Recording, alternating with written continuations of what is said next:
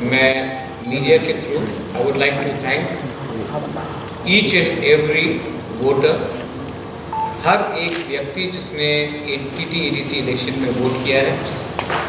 मैं उनको मीडिया के थ्रू हम भाई बोलना चाहता हूँ। बिलाइनो हम भाई, थैंक यू, धन्यवाद कि आपने इस TT-ADC इलेक्शन में वोट किया और वोट करके आपने अपना जो कॉन्स्टिट्यूशनल राइट है वो आपने किया, पालन किया।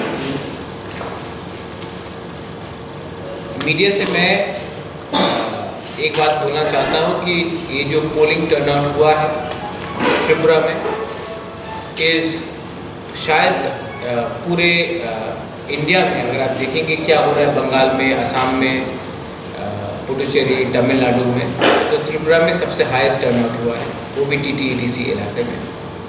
तो ये आपने जिसको भी वोट किया हो, CPM को किया हो, INPT को किया हो, जनजाति मोर्चा को किया हो, IPFT को किया हो, हमारे लिए तगड़ा मोथा INPT को किया हो, TPF को किया हो, या फिर आपने नोटा भी किया हो, तभी भी आपका एक अधिकार बनता है। और मैं सबसे पहले आप पूरे त्रिपुरा के TT-ADC के इलाके में जो वोटर्स हैं उनको थैंक यू कहना चाहता हूँ। दूसरा पॉइंट है कि हमने कल प्रेस कॉन्फ्रेंस इसके लिए नहीं किया क्योंकि कल 11 बजे तक कुछ केंद्रों में वोटिंग चल रहा था और जैसे कि किला बागमा में रात के 11 बजे ही स्ट्रॉन्ग रूम बंद हुआ। तो जब तक हम अपने पूरा रिपोर्ट नहीं लेते, हम आपके सामने नहीं आना चाह रहे थे।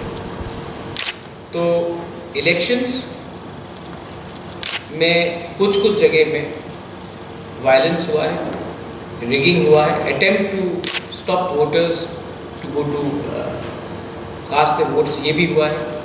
इसके लिए आज हम ऑफिशियली राइट करेंगे स्टेट इलेक्शन कमीशन को। उसके बाद हमारा जो प्रॉब्लम्स है, क्योंकि आप देखेंगे कि स्पेसिफिकली कुमुलुंग में 1-2 जगह में प्रॉब्लम हुआ, आमतली गोलाघाटी में काफ़ी जगह में प्रॉब्लम हुआ, टेकरजोला में प्रॉब्लम हुआ, गोरीपुर मोरतली में प्रॉब्लम हुआ। आप देखेंगे कि हमारे कैंडिडेट INPT के जो है धानचंद जुपरा, उसको सिरचोरी मनुबंगल में पीटा गया, उसकी सिक्योरिटीज़ को मारा गया। यही चीज़ रामचंद्र घाट में हमारे सिंबल में एक काला मार्क लगा के मैनिपुलेट करने का कोशिश किया गया। तो बहुत जगह से रिपोर्ट आया है कि ये सब हुआ है। आप वाकीनगर, भोजनगर, वाकीनगर, लेबूजरा इलाके में स्पेशली बहुत प्रॉब्लम करने की कोशिश हुई। अमरपुर में, नूतन बाज़ार, मालबासा में भी प्रॉब्लम हुआ। मिर्ज़ा कथालिया में बहुत प्रॉब्लम हुआ। जनरल एरिया से लोग आकर प्रॉब्लम कर रहे थे, वीडियो में कैप्चर किया गया है। आमतली गोलाघाटी में शायद जनजाति मोर्चा का जो लीडर है, उनका वाइफ खुद, मैं 100% बोल नहीं सकता हूँ, लेकिन वीडियो एविडेंस से मुझे कहा जा रहा है कि उनका वाइफ रोक रहा था लोगों को वोट करने से। तो ये सब है बात, इसको हम ऑफिशियली स्टेट इलेक्शन कमीशन में कंप्लेंट करेंगे। तभी भी लोग निकले हैं बाहर और उन्होंने निर्भय होकर उन्होंने वोट किया है। We want to thank all of them. हमारे अलायंस पार्टनर्स भी, मेरी बात अभी विजय रामपाल से हुई है, वो अभी भी अपने एरिया में है क्योंकि उनका एरिया में भी स्ट्रॉन्ग रूम उनको गार्ड करना है, लेकिन वो भी अपना थैंक यू, उनका हार्टफेल विशेस सबको एक्सटेंड करते हैं। लास्ट मैं अपील करना चाहता हूँ, 10 तारीख को काउंटिंग होगा। उस दिन बहुत लोग कह रहे हैं कि वायलेंस हो सकता है। मैं as a chairman of Tripura फिर से क्लियरली बोलना चाहता हूँ कि वायलेंस नहीं होना चाहिए। मैं वायलेंस नहीं चाहता हूँ किसी तरफ से भी, और मैं अपने पूरे पार्टी वर्कर्स केडर्स को बोलूँगा कि आप शांति से इसका रिजल्ट आने दीजिए। रहा बात रीपोलिंग का, हम स्ट्रांगली अर्ज कर रहे हैं स्टेट इलेक्शन कमीशन को कि कि आप रीपोलिंग का फिर से जहाँ जहाँ में प्रॉब्लम हुआ है उसमें आप एक स्ट्रॉन्ग तरीके से विचार कीजिए। ये सिर्फ मैं नहीं बोल रहा हूँ, ये हर पार्टी बोल रही है। इसके लिए मैं स्टेट इलेक्शन कमीशन को भी ऑफिशियली ये बात बोलने वाला हूँ। Thank you. If there is any question from the media I will be happy to answer. So you said about reporting. 60 to 70 booths there has been malpractice, and we are going to specifically write to the state election commission to look into the matter. And a candidate being beaten up also. Sir काल टिप्पा मुताबिक कितना आदमी injure हुआ था?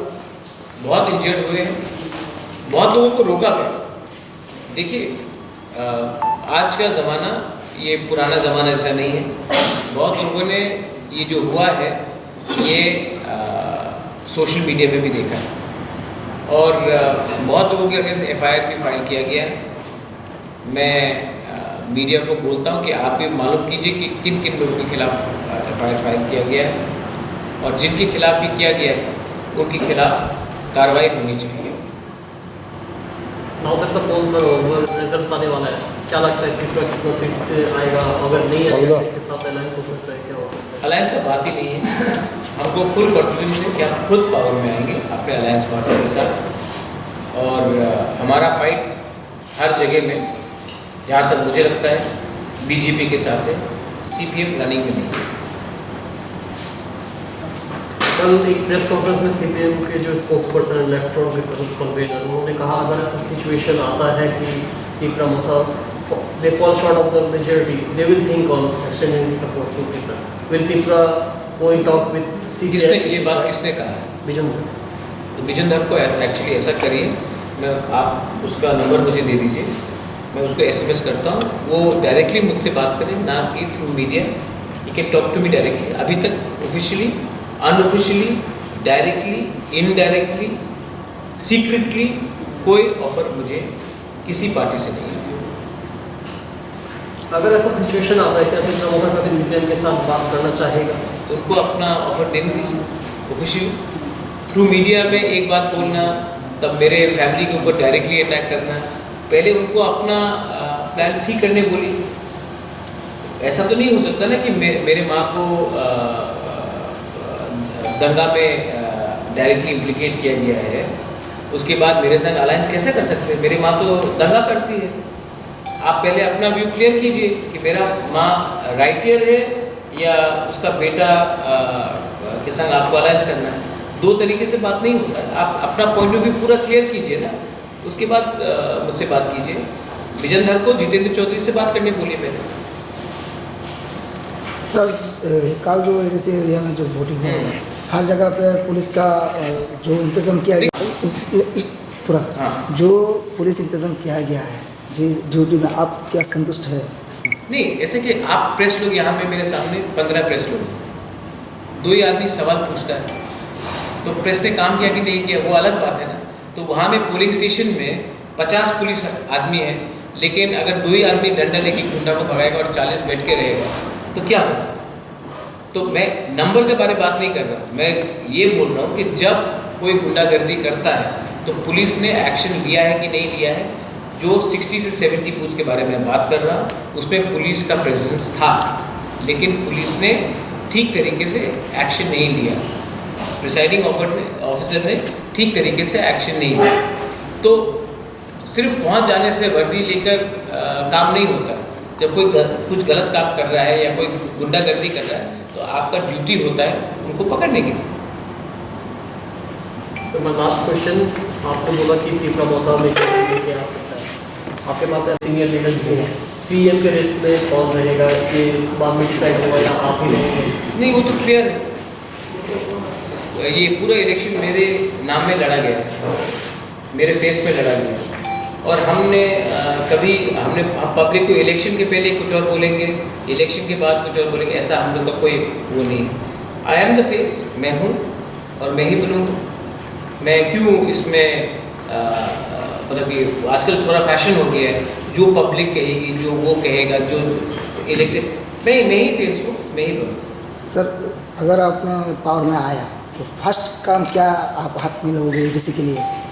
मैंने कहा है कि मैं वाइट पेपर निकाल रहा हूँ, full accountability, full transparency, website में क्या पैसा कहाँ आ रहा है एडीसी में, कितना पैसा कौन से डिपार्टमेंट में जा रहा है, कितना पैसा सैलरी के लिए जा रहा है, कितना पैसा कॉन्ट्रैक्ट के लिए जा रहा है, कितना पैसा आप काम में लगा रहे हो, पूरा ट्रांसपेरेंसी का ऑडिट होगा।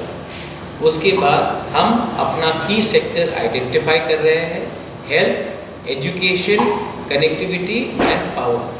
पावर तो हमारे पास डायरेक्टली नहीं है, लेकिन कनेक्टिविटी रोड है, हेल्थ है, प्राइमरी हेल्थ है, एजुकेशन प्राइमरी एजुकेशन है, वो तीनों को हम आगे रख रहे हैं। उसके बाद लैंड एंड रेवेन्यू में हम फुल एम्फेसिस दे रहे हैं और क्लियर ट्रांसपेरेंट गवर्नमेंट चलाना चाहते हैं। जितना भी रुपया दिल्ली से जो आएगा, जो अगरतला हमको देगा, वो हम अपने वेबसाइट में देंगे, तो पब्लिक को मालूम पड़ेगा कि इतना रुपया आ रहा है, इतना रुपया खर्च हो रहा है, इतना रुपया सैलरी में जा रहा है। मैं पूरा ट्रांसपेरेंट से काम करने की कोशिश करूंगा और करूंगा। सर, युवा के लिए आपका क्या प्लान है? युवा के लिए प्लान वही है जो सबके लिए प्लान है। अगर आप एजुकेशन करेंगे तो एजुकेशन तो हम 95 ईयर रोड को दे नहीं सकते। अगर हम प्राइमरी हेल्थ में देंगे तो हेल्थ में प्राइमरी में बच्चे लोग भी आते हैं। अगर हम कनेक्टिविटी करते हैं तो कनेक्टिविटी में तो सबसे ज़्यादा यूथ ही। मेरा मतलब है रोजगार के लिए। हाँ, आप ये बोलिए ना, यूथ को आप तो यूथ में रोजगार सिर्फ नहीं, स्किल बिल्डिंग भी है, एंटरप्रेन्योरशिप भी है, सॉफ्ट लोन्स भी है, वो सब को हम ड्यूली एक नया मॉडल लेके हम काम करेंगे। ये पुराना जो सिस्टम है जहाँ में आप हाफ लोन देते हो, हाफ मतलब कि कोई अकाउंटेबिलिटी नहीं रहता, वैसा नहीं होगा।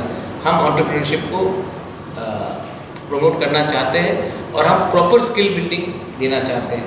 इसके लिए स्किल बिल्डिंग के लिए आपको एजुकेशन और क्वालिटी एजुकेशन भी चाहिए और टेक्निकल नो हाउ भी चाहिए, तो उसको भी हम इंटीग्रेट करेंगे।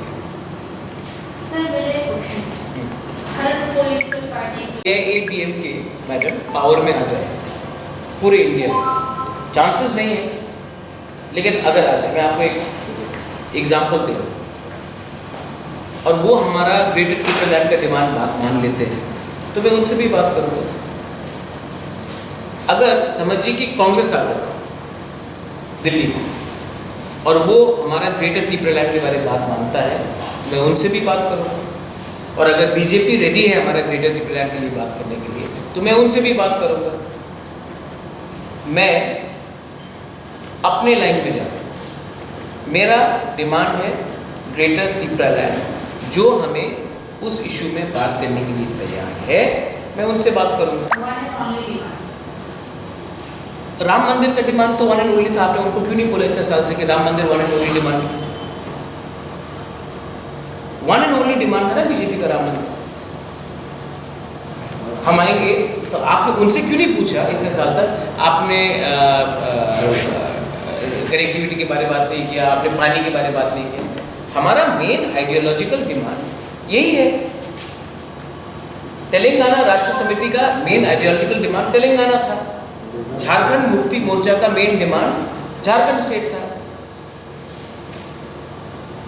तो और आइडियोलॉजी डिमांड को हम कैसे छोड़ दें? आइडियोलॉजिकल डिमांड को हम छोड़ देंगे और हम तब हमको वोट मिल रहा है एक आइडियोलॉजी में, और तब हम कल जाकर वहाँ में कुछ और बात करें कि मुझे ये मंत्री पद चाहिए, मुझे यहाँ पे ये चाहिए। ऐसा नहीं होता। जो हमारा डिमांड को मानेगा और उसमें बात करने के लिए तैयार है, हम उनसे बात करने के लिए रेडी हैं। अगर कल कम्युनिस्ट पार्टी रेडी है तो मैं उनसे भी बात करूंगा। अगर कल बहुजन समाज पार्टी रेडी है, आम आदमी पार्टी रेडी है, तो मैं उनसे भी बात करूंगा। मुझे समझ में नहीं आता कि त्रिपुरा में हमको लगता है कि हर चीज़ ब्लैक एंड व्हाइट होना चाहिए, कुछ ग्रे नहीं हो सकता क्या? ऐसा नहीं हो सकता कि बीजेपी सीपीएम को छोड़ के और कोई इंडिपेंडेंट आदमी अपना व्यू करेंगे?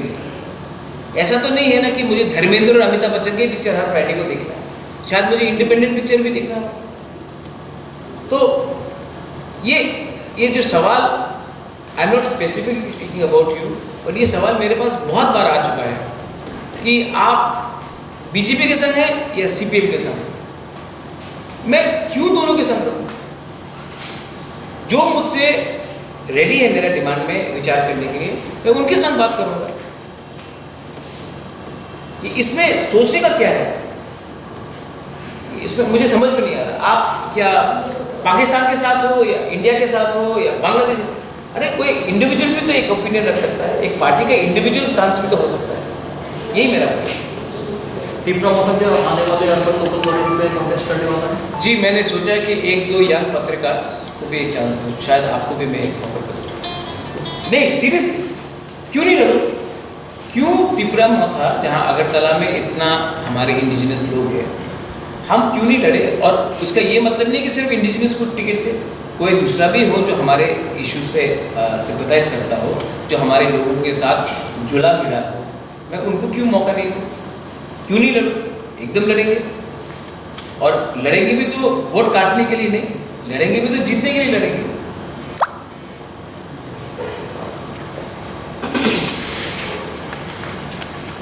कि 10 तारीख को शांति से काउंटिंग हो।